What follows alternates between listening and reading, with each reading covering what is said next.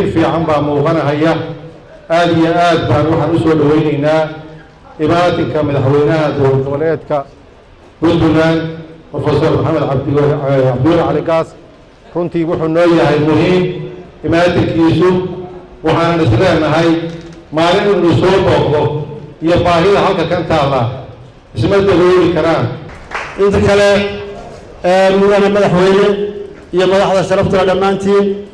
waxaanu muddo ka soo shaqaynaynay arrinta nabadgelyada gobolka mudug waqti badan baanu gelinay waa la isugu yimid waa loo fadhiistay waxaa ka soo baxay qodobo la saxiixay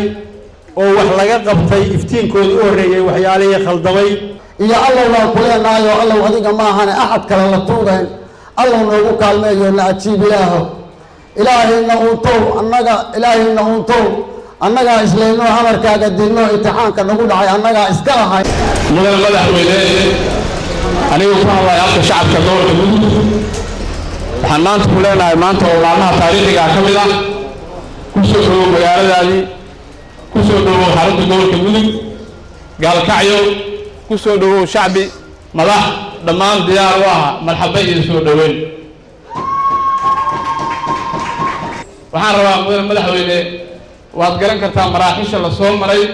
laga soo bilaabo maalinta xabad joojinta ilaa maanta inta ka dhaxle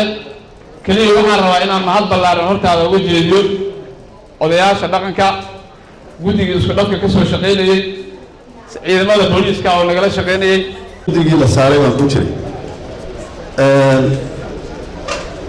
haatan waad aragtaan oo waa la isdhex galay ilaa iyo maalintaas annaga waxaana riixayay madaxweynaha dowladda puntland doctor cabdiweli maxamed cali gaas asagaana riixayay sometimes marmarka qaarkood waxaan islahaa iyadoo aan nabadiga suuroobi karin iyo wuxuu yidhahaa nabadda qaata aad iyo aad ayaan uga mahadnaqaynaa soo dhaweynta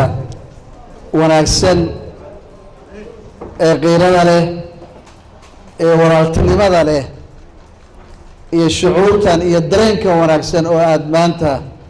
nagu soo dhaweyseen naguna hadasheen aada iyo aad baan runta uga mahadnaqaynaa runtii waan jeclaa intii madaxweyne axmed uu joogay inaan imaado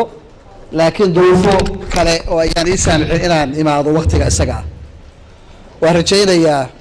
mar kale dhowaa inaan gobolka isugu nimaadno saan ku ballansannahay nabadda gaalkacyana